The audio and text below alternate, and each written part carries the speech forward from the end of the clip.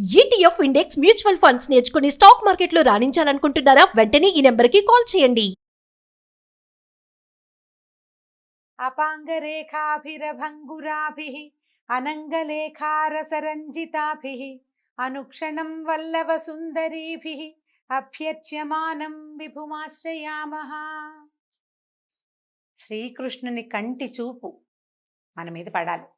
ఎలాంటి కన్ను చూపు అంటే అనుక్షణం వల్లవ సుందరీలు అంటే ఈ గోపికలతోటి కూడి ఉండే కృష్ణుని కంటి చూపు అలాంటిది కొస చూపైన మన మీద పడితే చాలు. అలాంటి విభుణ్ణి ఆశ్రయిస్తాం. నిరంతరము ఈ గోపికల కంటి చూపుకి ఆశ్రయంగా ఉండేవాడు. వాళ్ళు అక్కడే చూస్తుంటారు, స్వామినే చూస్తారు. మనం కూడా అలాగే మన హృదయాలు కూడా కృష్ణుణ్ణి ఆశ్రయించి ఉండాలి, ఆయన్నే ఆశ్రయించి ఉండాలని చెప్తున్నాం. దేవకి వసుదేవుల మొదటి కుమారుడైన కీర్తిమంతుణ్ణి కంసుడు వధించాడు. తర్వాత వాళ్ళని చెరసాల్లో వేశాడు. చెరసాల్లో వేస్తే కంసుడికి ఇతను కొంచెం దుర్మార్గమైన ప్రవర్తన కలిగి ఉన్నవాడికి అతని మామగారైన జరాసంధుడు పూర్తిగా మద్దతు ఇచ్చాడు. ఆయనకి 2 కూతుళ్ళు ఉన్నారట జరాసంధుడికి. వాళ్ళిద్దరినీ కంసుడికి ఇచ్చి పెళ్లి చేశాడు. తర్వాత వీళ్ళు ఏం చేశారు, నరమాంస భక్షకులైన చాలామంది రాక్షసుల్ని పంపించి యాదవులని అంటే వసుదేవుని కుటుంబానికి వంశానికి చెందిన వాళ్ళని హింసించడం మొదలుపెట్టారు. దీన్ని భరించలేక చాలామంది దేశాలు బట్టి పారిపోయారట. కురు, పాంచాల, కేకయ, శాల్వ, తర్వాత విదేహ, విదర్భ, విదేహ, కోసల దేశాలలో ఆశ్రయం పొందారు. ఈతో పడలేక అక్కడికి వెళ్ళిపోయారనమాట. కొందరు నందుని గోకులంలో ఆశ్రయం పొందారు. వసుదేవుని భార్య అయిన రోహిణి కూడా అదే గోకులంలో తలదాచుకుంది. కొందరు యాదవులకు పారిపోయే అవకాశం లేకపోయింది, వాళ్ళు వెళ్ళలేకపోయారు ఎక్కడికి. వాళ్ళు మాత్రం ఈ కంసుడిని ఆశ్రయించి అతని దగ్గరే సేవ చేస్తూ ఉండిపోయారు. ఈ కీర్తిమంతుడి తర్వాత వరుసగా దేవికి 5 కుమారులు కలిగారు. వారందరినీ పుట్టగానే పురిటి కందులనే కంసుడు నిర్దాక్షిణ్యంగా పొట్టను పెట్టుకున్నాడు. అయితే 7వసారి గర్భం ధరించింది ఈసారి.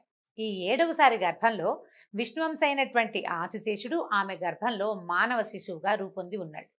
అయితే వెంటనే శ్రీహరి ఏం చేశాడట, యోగమాయని పిలిచి, దేవి నువ్వు భూలోకానికి వెళ్ళు, ఈ దేవకీదేవి గర్భంలో ఉన్న శేషుడనే నా అంశ ఉంది, ఆ గర్భాన్ని ఆకర్షించి నందగోకులంలో ఉన్నటువంటి రోహిణీదేవి గర్భంలో ప్రవేశపెట్టు. తర్వాత నేను దేవకీదేవికి 8వ పుత్రుడుగా జన్మిస్తాను. ఇక్కడ దేవకీదేవి గర్భం ధరించే సమయానికి అక్కడ నందగోకులంలో నందుని భార్య అయిన యశోదాదేవి కూడా గర్భవతి కావాలి. నేను దేవకి గర్భంలో పుత్రుడుగా జన్మిస్తాను, నువ్వు యశోద గర్భంలో పుత్రికగా జన్మించు. భూలోకానికి వెళ్ళి అక్కడ గర్భస్థ శిశువుగా ఉండి మరల తిరిగి వచ్చిన కాలం అంతకాలం నువ్వు అక్కడ ఉన్నందుకుగాను నిన్ను మానవులు దుర్గా, భద్రకాళి, విజయ, వైష్ణవి, కుముద, చండిక, కృష్ణ, కన్యక, మాయా, నారాయణి, శారద, అంబిక అనే పేర్లతోటి పిలుస్తారు. ఇన్ని పేర్లతోటి నువ్వు అక్కడ కొలవబడతావమ్మా. నీకు ఆలయాలు నిర్మిస్తారు, అవన్నీ పుణ్యక్షేత్రాలు అవుతాయి. నువ్వు భూలోకంలో కోరిన కోరికలు తీర్చే కల్పవృక్షంగా ఉంటావు. మానవులు నిన్ను నిత్యము ధూపదీప నైవేద్యాలతో సేవిస్తారు అని చెప్పాడు. చెప్పేసరికల్లా యోగమాయాదేవి భూలోకానికి బయలుదేరింది. ఈ దేవకీదేవి గర్భంలో ఉన్న శిశువుని ఆకర్షించి రోహిణీదేవి గర్భంలో నిక్షేపించింది. మధురలో అందరూ దేవకీదేవికి 7వ గర్భస్రావం అయిపోయింది, శిశుజననం జరగలేదని అనుకున్నారు. 1 సంవత్సరం గడిచింది. రోహిణీదేవికి కుమారుడు కలగానే ఇక్కడ మధురలో దేవకీదేవి 8వసారి గర్భం దాల్చింది. శ్రీమన్నారాయణుడి అంశ గర్భంలో ఉండటం వల్ల ఆమె నుంచి ఆశ్చర్యకరమైన తేజస్సు వెలువడిందట. ఆ తేజస్సు వలన చీకటిగా ఉండే చెరసాలంతా వెలుగుతో నిండిపోయింది. కాపలా వాళ్ళు ఆ విషయం కంసుడికి చెప్తే, ఈమె నుంచి వస్తున్న తేజస్సుతో కారాగారం అంతా దేదీప్యమానంగా ఉంది, ఇంతకుముందు 7 గర్భాల్లోనూ ఈ వింత చూడల, ఈ 8వ గర్భంలో ధరించగానే ఈమెలో వచ్చిన మార్పు, ఈ తేజస్సు చూస్తుంటే తప్పకుండా నన్ను వధించేందుకు విష్ణువే ఈమె గర్భంలో దాగి ఉన్నాడని అనిపించింది. ఏం చేయాలో పాల్పోలేదు. పోనీ ముందే దేవకీదేవిని వధించేస్తే, పిల్లాడు పుట్టకముందే అమ్మ చెల్లెల్ని చంపేస్తే సరిపోదు, అలా కూడా అనుకున్నాడు కానీ అతని ఆలోచన మారిపోయింది. విష్ణుమాయ వల్ల మారిందంతే. ఏమనుకున్నాడు, గొప్ప లక్ష్యాలు సాధించాలంటే తొందరపడకూడదు, తొందరపాటుతో పనులు చేయకూడదు. నేను చాలా పరాక్రమశాలిని, ఇప్పుడు ఇంత గొప్ప కీర్తివంతుడైన వ్యక్తి స్త్రీ హత్యకు పూనుకుంటే 4 అసహించుకుంటారు. స్త్రీ, అందు నా సోదరి, ఆపై గర్భవతి, ఆమెను హత్య చేస్తే నా కీర్తి పోతుంది, సంపదను క్షీణిస్తుంది, ఆయుర్దాయం నశిస్తుంది. వధించను, కానీ సంతానాన్ని వదిలిపెట్టకూడదు అనుకున్నాడు.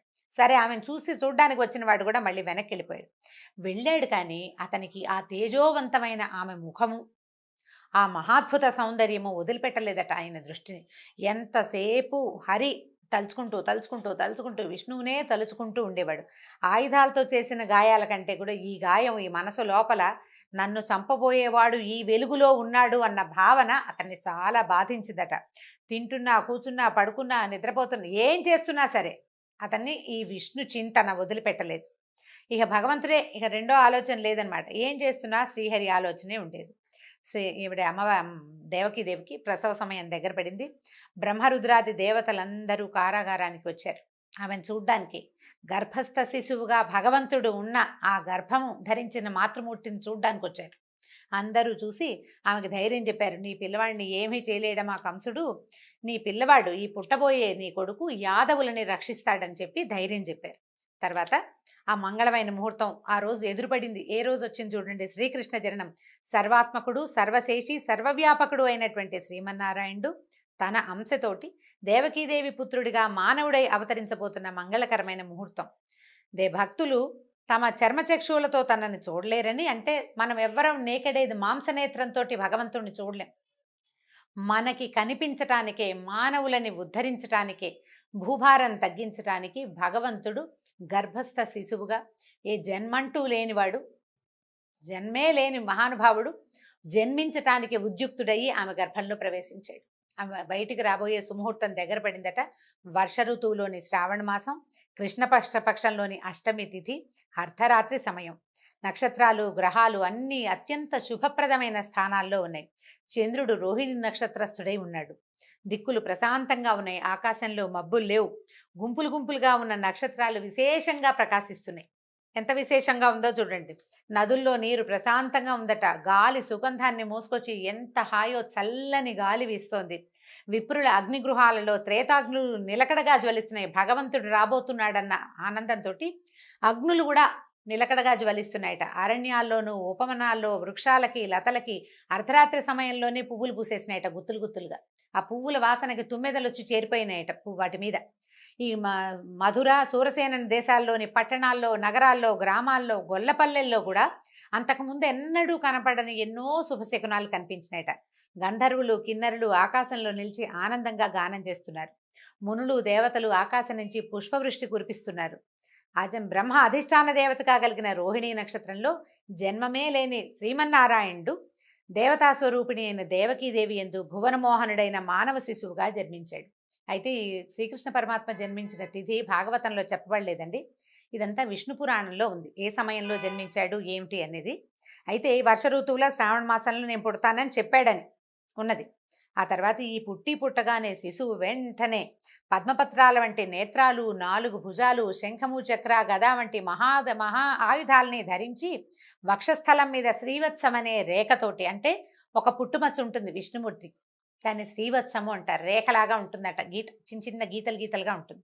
మెడలో కౌస్తుభమణి, పచ్చని పట్టుబట్టతోటి, దట్టమైన మేఘం వంటి మైఛాయతోటి, శరీరపు ఛాయతోటి ఈయన ఏం చేశాడు, అమూల్యమైనటువంటి మణులు పొదిగిన స్వర్ణ కిరీట కుండలాలతోటి, వాటి కాంతితో మెరిసిపోతున్న దట్టమైన ముంగురులతోటి, అనేక దివ్యాభరణాలతోటి ఆ చెరసాలలో తన తాలూకు దివ్యమైన తేజస్సుని నింపుతూ లేచి నుంచున్నాడు. పసిబిడ్డ ఒక్కసారి చతుర్భుజుడైన విష్ణుమూర్తిగా సాలంకృతుడుగా వాళ్ళకి దర్శనమిచ్చాడు. వసుదేవుడు ఆశ్చర్యచకితుడైపోయాడు. శ్రీమన్నారాయణనే అట్లా చూస్తూ ఉండిపోయాడట.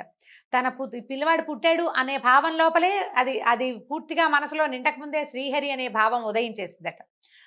ఆయన చూసిన భాగ్యమో, పుత్రుడు కలిగిన ఉత్సాహమో తెలియక ఆయన మనసు ఆనంద తరంగితమైపోయింది. నీటిని ముట్టుకుని 10,000 గోవుల్ని వేదవేత్తలకి ధ్యానం చేస్తానని ప్రమాణం చేసుకున్నట్టు. ఈ శిశువు నాకు కలిగిన సందర్భంలో 10,000 సాలంకృతమైన గోదానం చేస్తానని ప్రతిజ్ఞ చేసుకున్నాడు మనసులోనే. ఈ లోకేశ్వరుడైనటువంటి శ్రీహరే స్వయంగా తనకి పుత్రుడిగా జన్మించాడు అని తెలియగానే ఇక భయం పోయింది. ఏమవుతుందోనన్న భయం లేదు, జీవితేచ్ఛ లేదు, జీవితం పట్ల భయం లేదు. చేతులు జోడించి నమస్కరించాడు. ఈ పుట్టగానే నారాయణమూర్తిగా తమ ఎదుట నిలబడ్డటువంటి ఆ శిశువును చూసి దేవకీదేవి కూడా చాలా స్తుతించింది. కానీ ఆ తల్లి ప్రాణం గిలగిల్లాడిపోయింది. బిడ్డ ఏమైపోతాడు, నా పిల్లాడు ఎలాగా అని తల్లి ప్రాణం కొట్టుకుపోయిందట. అయ్యా, మా చుట్టూతా పరమ అజ్ఞానులు ఉన్నారు, నీ దివ్య రూపాన్ని వాళ్ళకి కనపడినివ్వక, నువ్వు కనిపిస్తే ఏం చేస్తారో, నువ్వు పుట్టావన్న వార్త ఇంకొక నిమిషంలో కంసుడికి తెలిసిపోతుంది, వాడు పరిగెత్తుకొచ్చేస్తాడు. నీ తాలూకు ఈ పరమాద్భుత దివ్య రూపాన్ని చూసే అర్హత లేదు వాడికి, దుర్మార్గుడు, నీ దివ్య రూపాన్ని ఉపసంహరించు, వాడు నిన్నేం చేస్తాడో అని నాకు భయంగా ఉంది నాయన అని దుఃఖపడిందట. అప్పుడు ధైర్యం చెప్పాట. ఈ రూపంలో వాళ్ళకి ఎందుకు కనిపించాడో చెప్తున్నాడు. దేవకీ వసుదేవులారా, నేను ఇప్పుడే మీకు పుత్రుడిగా జన్మించానని భావిస్తున్నారు. కాదు, కొన్ని మన్వంతరాలుగా మీరు దంపతులుగానే ఉన్నారు. నేను మీకు ఇది మూడోసారి జన్మించానని చెప్పాడు. మొట్టమొదటట వీళ్ళు స్వయంభువ మన్వంతరంలో, శ్వేతవరాహ కల్పంలో స్వయంభువ మన్వంతరంలో వీళ్ళిద్దరూ భార్యాభర్తలుగా ఉన్నారు. ఆమె పేరు పృశ్ని, అతను సుతపుడు, భార్యాభర్త. అయితే వీళ్ళని బ్రహ్మదేవుడు వాళ్ళని పుట్టించి సృష్టి చేయమన్నాడు. వీళ్ళకి ఏంటంటే కొంత వైరాగ్యం అవలంబించారు. సృష్టి మీద ఆసక్తి లేదు. శ్రీమన్నారాయణుడి కోసం తపస్సు చేస్తే నారాయణమూర్తి ప్రత్యక్షమైనప్పుడు ఆయనని చూసిన ఆనందంలో వాళ్ళు సంతానేచ్ఛ కలిగి మాకు పుత్రుడిగా నువ్వే జన్మించమని ఒకే కోరికని 3 సార్లు అడిగారట. మీరు 3 సార్లు అడిగితే 3 సార్లు ఆ వరాన్ని ఇవ్వడానికి నేను సన్నద్ధున్నయ్యాను. అప్పుడు పృశ్ని గర్భంలో ఏం చెప్తున్నారు? మొట్టమొదటిసారి పృశ్నికి జన్మించి పృశ్ని గర్భుడిగా పేరు పొందాను. రెండో జన్మలో మీరు అదితి కశ్యపులుగా ఉన్నప్పుడు నేను వామనుడిగా మీకు జన్మించాను. అప్పుడు ఇంద్రుడు నాకు అన్నగా ఉన్నాడు. ఇది మీ యొక్క 3వ జన్మ. ఈ రకంగా మీరు కోరిన కోరికని తీర్చానని, 3 సార్లు మీ కోరిక తీరిందని మీకు తెలియచేయటానికే నేను మీకు ఈ రూపంలో కనిపించానని చెప్పాడు. మీరు ఈ జన్మలో ఒక్కొక్కసారి నేనే పరబ్రహ్మాన్నని, అంటే పరదైవతాన్ని నేనేనని మీరు తెలుసుకుంటారు. అంతలోనే ఆ జ్ఞానం పోయి మీ కుమారుడిగా నన్ను భావిస్తారు అని చెప్పాడు. చెప్పిన తర్వాత ఏం చెప్పాడంటే, వసుదేవ, నన్ను తీసుకెళ్ళి నందగోకులానికి వెళ్ళు. నీకేమీ భయం లేదు. నువ్వు అక్కడ అదే సమయానికి యశోదాదేవి స్త్రీ శిశువుకి జన్మనిచ్చింది. ఈ పిల్లవాడిని అక్కడ అట్టపెట్టి అక్కడ ఉన్న చిన్న చంటి పిల్లని ఎత్తుకొచ్చేసేయమన్నాడు. నీకు ఏమీ భయం లేదు. కారాగృహంలో వెళ్ళడానికి నీకే అనుమానం లేదు. నా మాట మీద వెళ్ళిపో. ఆదిశేషువు బయట ఉన్నాడు, నీకు కావలిగా నీతో పాటు వస్తాడు అని చెప్పేసరికల్లా వెంటనే ఈ చతుర్భుజ నారాయణమూర్తిగా ఉన్నవాడు పసిబిడ్డ అయిపోయి కేవ్వమంటూ ఏడ్చాడట. ఈ నవజాత శిశువుని అప్పుడే పుట్టిన ఆ బిడ్డను తీసుకుని వసుదేవుడు ముద్దు పెట్టుకున్నాడు. పిల్లవాడిని ఎత్తుకుని గుమ్మం దాటానికి బయలుదేరాడు. అయితే వీళ్ళు ఏం చేశారు? కాపలా వాళ్ళు కారాగారం బయట పెద్ద పెద్ద గడియలు పెట్టి గొలుసులు తగిలించారు. ఈయన కాళ్ళకి గొలుసులు ఉన్నాయి, బయట గొలుసులు, వాటికి తాళాలు ఉన్నాయి. కాలికి సంఖ్యల ఊడిపోయింది. తలుపు దానంతట అదే తెరుచుకుంది. కావలి వారంతా నిద్రాగతులైపోయి ఉన్నారు. అంతా విష్ణుమాయ ఆవరించేసింది ప్రపంచం అంతా.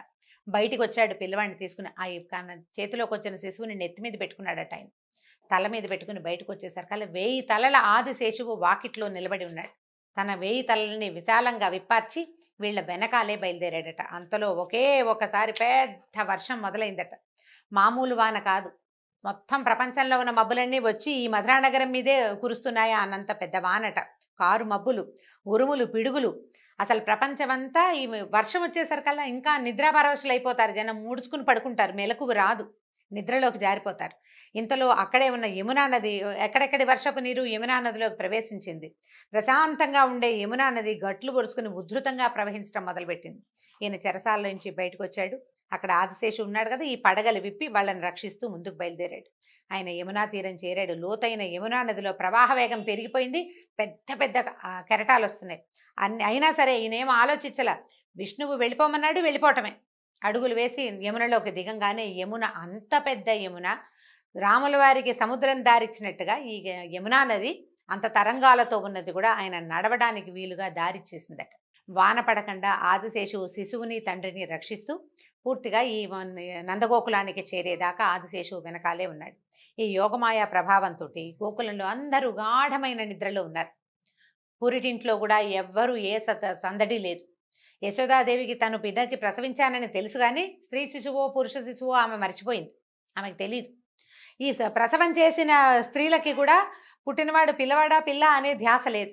అందరూ ఎవరి ద్వారాన వాళ్ళు మత్తులో పడున్నారు. ఈయన నిశ్శబ్దంగా తను తీసుకొచ్చినటువంటి నారాయణ నవశిశువుని అక్కడ పడుకోబెట్టి అక్కడ ఉన్న వెలిగిపోతున్నటువంటి బాలికని చేత్తో పుచ్చుకున్నాడు. తీసుకుని బయటకు వచ్చేసాడు. బయటకు వచ్చి మళ్ళీ మధురా నగరంలోకి దారి తీశాడు. నగరంలోకి వచ్చేసాడు. యమునా నది దారి ఇచ్చింది. ఆదిశేషువు కాపాడుతున్నాడు. కారాగారంలోకి ప్రవేశించాడు. మొత్తం తలుపులు అన్నీ యథావిధిగా ఎక్కడపక్కడ మూసుకుపోయింది. లోపలికి వెళ్ళిపోయి తన కాలికి సంఖ్యలు తగిలించుకుని పిల్లని తెచ్చి దేవకీదేవి పొత్తిళ్లలో పడుకోబెట్టాడు. పిల్లని నేల మీద పెట్టిన మరుక్షణంకే ఉవ్వుమని ఏడ్చిందట చంటి పిల్ల. పెద్దగా ఏడ్చింది. ఏడ్చేసరికల్లా అప్పుడే పిల్ల పుట్టేసిందని చెప్పి పిల్లవాడు పుట్టాడు అనుకుని కావలి వారంతా అరిచరిచి కేకలు పెట్టి బాకాలు ఊదారు. ప్రసవం అయిపోయింది.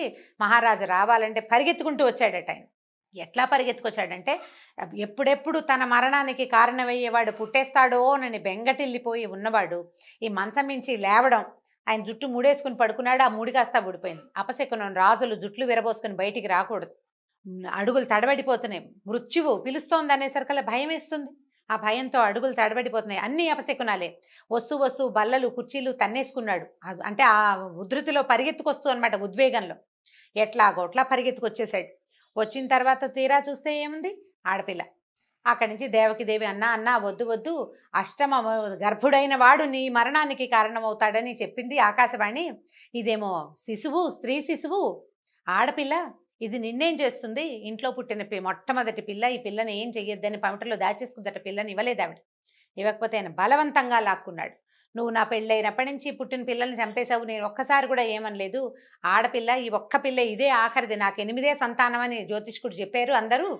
ఈ ఆఖరి బిడ్డనైనా నాకు బతికించి ఇవ్వమని ఆవిడ ఎంత బతిమలాడినా ఆయన వినకుండా ఈ కాళ్ళు చేత్తో పుచ్చుకున్నాడు. 2 కాళ్ళు పై ఎత్తి విసిరాడు అక్కడున్న ఒక బండరాయి మీదకి. ఈ విసరంగానే ఈ శిశువు రాతికి తగలేదు, ఎగరటం ఆకాశంలోకి ఎగిరిపోయింది. శక్తి స్వరూపిణిగా నిలబడిందట. ఎలా ఉందంటే ఘనమైన కిరీటము, అమూల్యమైన ఆభరణాలు, 8 భుజాలతోటి, దుర్నిరీక్షమైన తేజస్సుతోటి ఉంది. ధనుర్బాణాలు, శూలము, శక్తి, ఖడ్గము, డాలు, శంఖచక్రాలు, గద ధరించి అక్కడి నుంచి ఈమె పైకి ఇట్లా పెద్ద రూపం కనపడేసరికల్లా సిద్ధులు, చారణులు ఆకాశంలో అటు ఇటు ఆకాశ గమనం చేసే వాళ్ళంతా ఆమెను చూసి ఓ అమ్మవారు ప్రత్యక్షం అయిపోయిందని గానం చేసేస్తున్నారట. ఆమె ఇట్లా అందట, ఓరి మూర్ఖుడా, నేనెవరో తెలియక చంపబోయావు. నన్ను చంపితే నీకొచ్చే ప్రయోజనమేముంది? ఏ ప్రయోజనము లేదు. ఇంతకు ముందు జన్మలో నిన్ను చంపినవాడు ఈ జన్మలోనూ నిన్ను చంపగలిగేవాడు పుట్టే ఉన్నాడు నాతో పాటే. అతడే నిన్ను చంపుతాడు. ఇది తప్పదు. మరణం నుంచి తప్పించుకోవాలని దీనులని హింసించడం ఇకనైనా మాను అని చెప్పి ఈ అష్టభుజాలతోటి ఉన్న మహోగ్రమైన రూపం క్షణంలో మాయమైపోయిందట. మాయమైపోయేసరికల్లా ఈ మాయమైన తల్లి భూలోకంలో అనేక స్థానాలతో అనేక నామాలతోటి వెలిసింది. ఇట్లా చెప్పిన మాట వినేసరికల్లా ఈ కంసుడు చేష్టలు దక్కి నిలబడ్డాడు. ఏం చేయాలో తెలియలా. ఎంత అపచారం చేశాను నేను అనిపించేసింది. చెల్లెలికి బావకి తను చేసిన ద్రోహం తలుచుకుని కుంగిపోయాడు. గొంతు పిగుల్చుకున్నాడు అతి కష్టం మీద. బావా, నేను ఎంత తప్పు చేశాను, నేను ఎంత ఘోరం చేశాను. మనుషులే అబద్ధాలు ఆడతారనుకున్నాను, దైవ వాక్కులు కూడా అబద్ధాలు ఆడతాయని నాకు తెలియలేదు. అష్టమ గర్భుడు నా మరణానికి కారకుడవుతాడు అనుకుంటే అష్టమ గర్భంలో ఆడపిల్ల పుట్టడం ఏమిటి? అదేమో నా చేతి నుంచి వెళ్ళిపోవటం ఏమిటి? ఇది దైవం అబద్ధం చెప్తుందని నేను అనుకోలేదు. అశరీరవాణి ఆకాశవాణి అసత్యం చెప్పదని నమ్మాను. ఇవన్నీ నా ప్రాణం కాపాడుకోవాలనే ఆతృతతోటి నరమాంస భక్షకుడిలాగా మీ పిల్లలందరినీ చంపేశాను. మీ పట్ల అపచారం చేశాను. నాకు నిష్కృతి లేదని అసలు ఇంకా కరిగి నీరే ప్రవహించేశాడనమాట కంసుడు. అక్కడి నుంచి మీరు చాలా జ్ఞానులు, మీకు తెలియంది లేదు. లోకంలో ఎవరు ఎవరిని చంపలేరు. ఎవరు జన్మించినా ఎవరు మరణించినా దానికి కాలమే కారణమని మీలాంటి వాళ్ళకి నేను చెప్పక్కర్లేదు. నన్ను క్షమించండి అని చెప్పి వాళ్ళ కాళ్ళు పట్టుకున్నాడు, చెల్లెలది బావది. వీళ్ళు కూడా వాళ్ళకి తెలుసు ఏం జరిగింది, ఏం జరుగుతోంది అని. తెలిసినా కూడా ఏం చేశారు, వీడితో మూర్ఖుడితోటి సంభాషణ ప్రమాదకరం అంచేత ఏమన్నారు, ఇక ఇలా జరగాల్సి ఉంది, జరిగింది. అందరిలోనూ పరమాత్మనే చూసేవాడికి ఒకడు మిత్రుడు కాదు, ఇంకోటి శత్రువు కాదు నాయన. పరమేశ్వరుడే ఈ లీలంతా నడిపిస్తాడు, ఏం పర్వాలేదు. నువ్వు ఆపలేవు, మేము ఆపలేవు, ఇలా జరిగేదాన్ని మనమేం ఆపుతాం, పరమేశ్వరుని లీల అని చెప్పి నిశ్శబ్దంగా ఉండిపోయారు. కంసుడు వాళ్ళిద్దరిని చెరసాల నుంచి విముక్తులను చేసేసాడు. వాళ్ళ అనుమతి తీసుకుని ఈ రాజమందిరానికి వెళ్ళిపోయాడు. ఈ వెళ్ళిపోయిన కంసుడికి ఎవరు ఎటువంటి సలహా చెప్పారు, అతను మళ్ళీ తన ప్రవర్తనని ఏ రకంగా మార్చుకున్నాడు. దుర్మార్గులు చూడండి, ఇవాళ చాలా రియలైజ్ అయినట్టుంటారు, రేపొద్దుటికి వాడి ప్రవర్తన మారిపోతుంది. చంపేస్తానన్న చెల్లెల్ని వదిలిపెట్టాడు, నేను చంపనన్న పిల్లవాడిని చంపేశాడు. ఇప్పుడు వీళ్ళని వదిలిపెట్టాడు, కాళ్ళు పట్టుకున్నాడు, నాది తప్పేనన్నాడు. రేపేం చేస్తాడో తెలీదు. రేపేం చేయబోతాడో కంస మహారాజు రేపటి కథలో తెలుసుకుందాం. నమస్కారం.